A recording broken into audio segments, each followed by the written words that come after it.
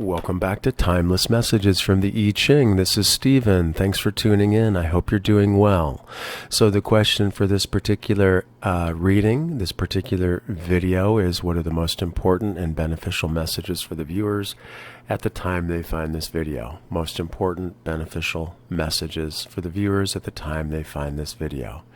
And that time could be in 2 weeks, 2 years, 10 days, 10 months. It doesn't really matter. The intention is to retrieve the most important, beneficial, timeless messages for you whenever you find this video.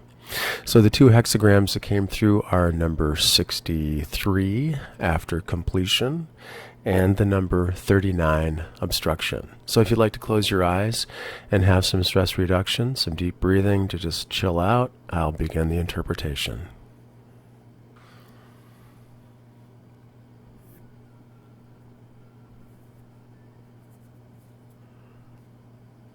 This hexagram is the evolution of Tai, piece number 11.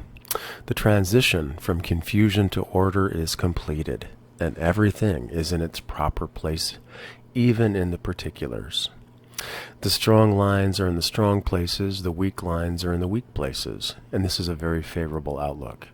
Yet it gives reason for thought, for it is just when perfect equilibrium and balance have been achieved that any movement may cause order to revert to disorder. The one strong line that is moved to the top, thus affecting complete order in details, is followed by the other lines, each moving according to its nature, and thus suddenly there arises again the hexagram pi, standstill, number 12. Hence, the present hexagram indicates the conditions of a time of climax, which require the utmost caution. Judgment after completion, success in small matters. Perseverance furthers. At the beginning, good fortune. At the end, disorder. The transition from the old to the new is already accomplished. In principle, everything stands organized, and it is only in regards to details that success is still to be achieved. In respect to this, however, we must be careful to maintain the right attitude. Everything proceeds as if of its own accord, and this can all too easily tempt us to relax and let things take their course without troubling over the details. Such indifference is the root of all evil, indifference to the details. Symptoms of decay are bound to be the result. Here we have the rule indicating the usual course of history, that is, being indifferent to details being a source of evil. But this rule is not an inescapable law. A person who understands this is in a position to avoid this negative possibility because of unceasing perseverance and caution. I'll say this a little more simply. You can avoid evil and decay by paying attention to the details and by being unceasingly cautious and persevering. The image, water over fire, the image of the condition, and after completion. Thus a superior person takes thought of misfortune and arms themselves against it in advance. When water in a kettle hangs over fire, the two elements stand in a relationship and thus generate energy, the production of steam. But the resulting tension demands caution. If the water boils over, the fire is extinguished, and its energy is lost.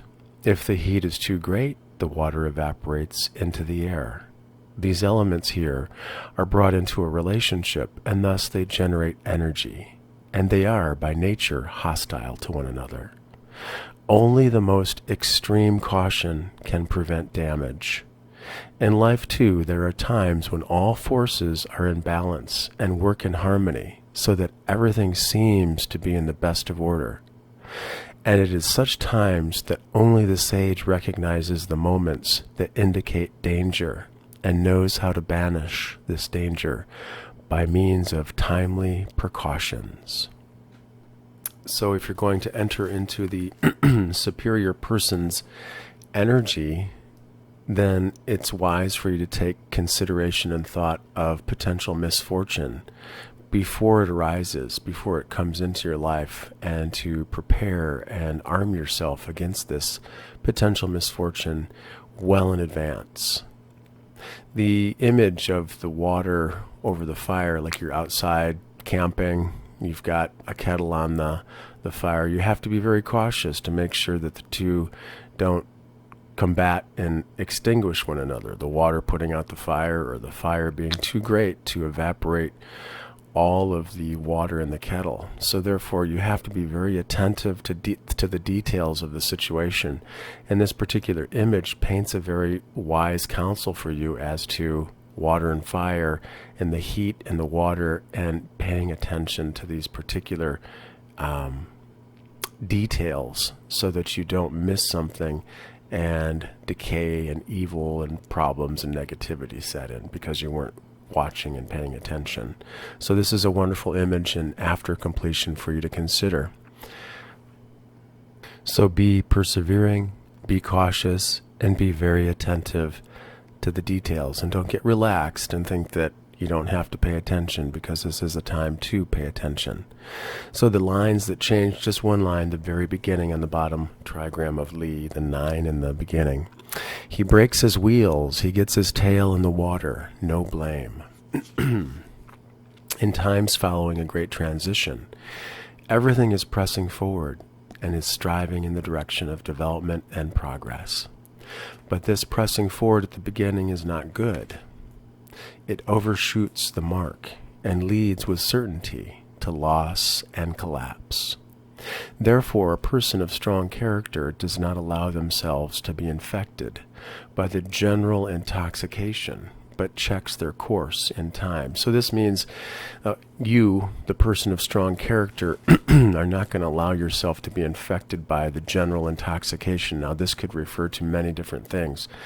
An intoxication such as is taking you in and preventing you from really seeing clearly, such as in a relationship, a dynamic at work, could be influences such as the culture that you live in, the media that you pay attention to, challenging patterns and tendencies that you have not been able to get out of, challenging interactions with other human beings who are necessary or important in your life. Many different ways this could manifest. But anyway, the idea is that you are this strong person that will not allow themselves to be infected by the general intoxication, because you're paying attention and you are changing your course in time. This person may indeed not remain altogether untouched by the disastrous consequences of the general pressure. The general pressure is this general intoxication.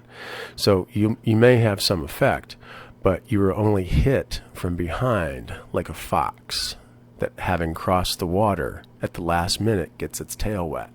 And this fox will not suffer any real harm because the fox's behavior has been correct. So here we have the image of a fox covering, getting its tail wet as it crosses over to another shore. It's probably on a river that's been iced over.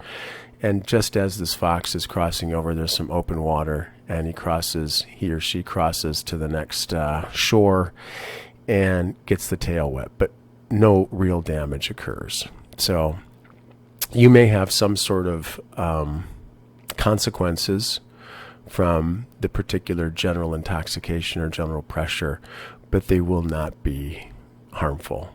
They will not cause you great distress.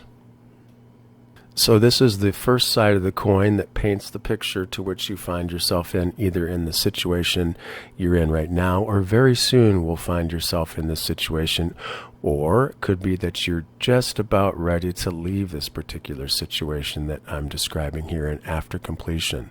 Perhaps you have been paying a lot of attention, or perhaps you've found a need to pay a lot of attention, to be persevering and cautious.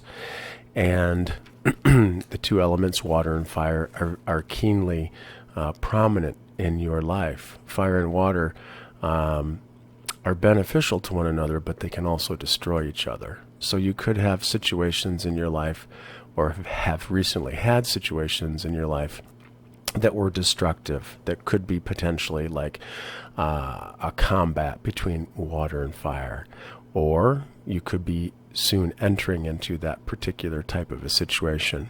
But as you are very persevering and cautious and paying attention to the details, you will not be experiencing any real harm. You'll get through this time. There may be some minor consequences, like the fox getting its tail wet, but you will not suffer any real harm. But nonetheless, it's very important to pay attention to the details, to not let the water be evaporated from the fire and to not let the water extinguish the fire, because they're both important. They're both important elements, but they have to be watched very, very carefully. And moving to the other side of the coin, that could be describing the other perspective of your current situation, or what is just about ready to come into your life, and that is number 39, obstruction. This hexagram pictures a dangerous abyss that lies before us, and a steep and inaccessible mountain that rises behind us. We are surrounded by obstacles. At the same time, since the mountain has the attribute of keeping still, there is a hint as to how we can free ourselves. The hexagram represents obstructions that appear in the course of time, but that can and should be overcome. Therefore, all the instruction given is directed to overcoming these obstructions. The judgment, obstruction, the southwest furthers. The northeast does not further. It furthers one to see the great man. Perseverance brings good fortune. The southwest is the region of retreat, the northeast that of advance. Here an individual is confronted by obstacles that cannot be overcome directly, and in such a situation it is wise to pause in view of the danger and to retreat. However, this is merely a preparation for overcoming the obstructions. Just like the army who decides to retreat at particular points in a battle so that it can come back another day and have more advantage in the next fight. A person must join forces with friends of like mind and put themselves under the leadership of a person that is equal to the situation. Then a person will succeed in removing the obstacles. And this requires the will to persevere just when a person apparently must do something that leads away from their goal. That is, the person is being asked to retreat, but this retreat is part of the forward movement. It may not appear to be so, but the healing or the recuperation of energy, the reflection, the inner strength and the inner wisdom that comes through a time of pause and retreat will help you to persevere and move forward toward your goal. And this unswerving inner purpose brings good fortune in the end. An obstruction that lasts only for a time is useful for self-development. This is the value of adversity. The image, water on the mountain, the image of obstruction.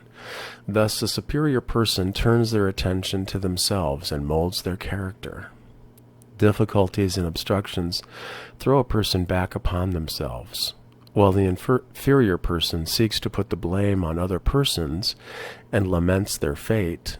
The superior person seeks the error within themselves, and through this introspection, the external obstacle becomes an occasion for inner enrichment and education. This certainly is a shift, isn't it? Looking at your particular obstruction, your particular obstacle, external obstacle that you're dealing with, as an opportunity for inner enrichment and education. And also having a form of relationship with you take responsibility for the possibility that you potentially ushered this into your life on some levels as well. And that's the superior person's outlook. In contrast to the inferior person that puts the blame on other persons and laments their fate and doesn't use the energy to go within and through introspection understand things in a new way. So obstruction can be very beneficial for self-development, and adversity and obstruction can help you to move forward and to move within and to find greater inner purpose and good fortune from the depths within yourself. The mountain indicates going within, keeping still. The mountain, of course, is rising from the earth up toward heaven. Of course, it doesn't reach all the way to heaven, but it definitely heads in that direction. And the water can be thought of as not only water in front of the mountain as an obstruction, but it can be thought of as water that is flowing on top of the mountain from the sky, from the rains that fall on the mountain. And the water that comes down the mountain nourishes the mountain and refreshes the mountain, refreshing you and your inner wisdom, your inner strength, your inner purpose, your inner dedication, and the journey that you may be taking within yourself to your own divine light, your own divine wisdom, to seek counsel, to take some time and pause. As the Southwest indicates in this hexagram, it's a time of retreat, but don't consider yourself not doing the right thing by retreating. In actuality, this is the best thing for you to do right now, to take time to rejuvenate, to re-energize, to go within, and to retreat and pause and view things in a new way.